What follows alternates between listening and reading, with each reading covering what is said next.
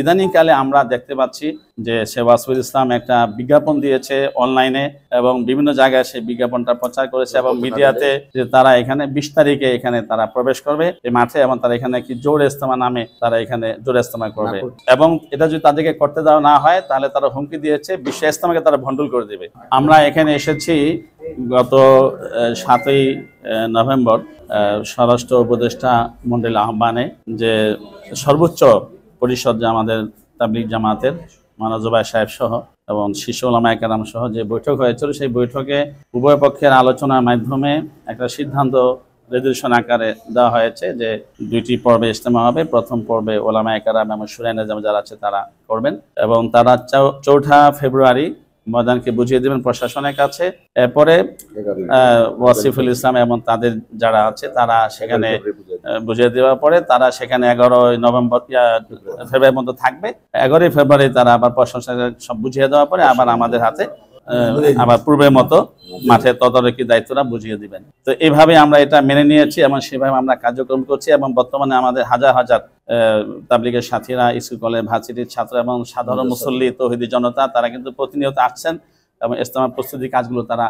করছেন স্বেচ্ছাশ্রমে। তো সেভাবে শান্তিভাবে চলছে। কিন্তু ইদানিংকালে আমরা দেখতে পাচ্ছি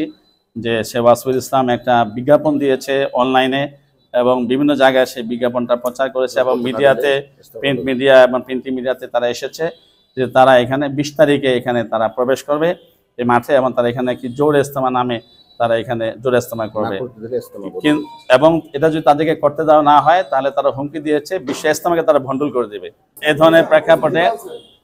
ধরনের প্রেক্ষাপটে আমরা এসেছি যাতে সরকারের যে সিদ্ধান্তটা সেটা আমরা শ্রদ্ধাশীল, সেটা যেন বহাল থাকে, আমাদের কোনো রকমের হেরফের না হয়। হেরফের হয়ে গেলে এই দেশে তৌহিদ জনতা এবং তাবলিগ প্রিয় যারা মুসল্লি আছেন তাদের মধ্যে এটার ক্ষোভ সৃষ্টি হবে এবং সেই ক্ষোভ সৃষ্টি হয়ে গেলে তখন এটাকে সামলানো কষ্টকর হয়ে যাবে। এই জন্য আমরা সেই দাবিটা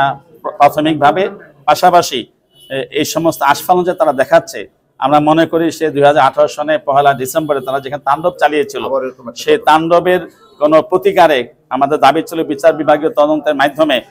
এটা অভিযুক্ত যারা দোষী তাদেরকে চিহ্নিত করে তাদেরকে বিচারের আওতায় আনা। সেটা না আনার কারণে মূলত তারা এই ধরনের আস্ফালন দেখার দুঃসাহস পাচ্ছে। এই জন্য আমরা আজকে যে দাবিটা আমরা উপস্থাপন করছি সেটা হলো 2018 সনে 1 ডিসেম্বরে যে এখানে তাণ্ডব চালিয়েছিল ওয়াসিফুল ইসলামের লোকেরা সেটাকে যেন বিচার বিভাগীয় তদন্তের মাধ্যমে চিহ্নিত করে তাদেরকে বিচারের আওতায় আনা হয়। তাহলেই কেবল এই ধরনের সন্ত্রাসী কর্মকাণ্ড এবং এই ধরনের উস্কানি বন্ধ হতে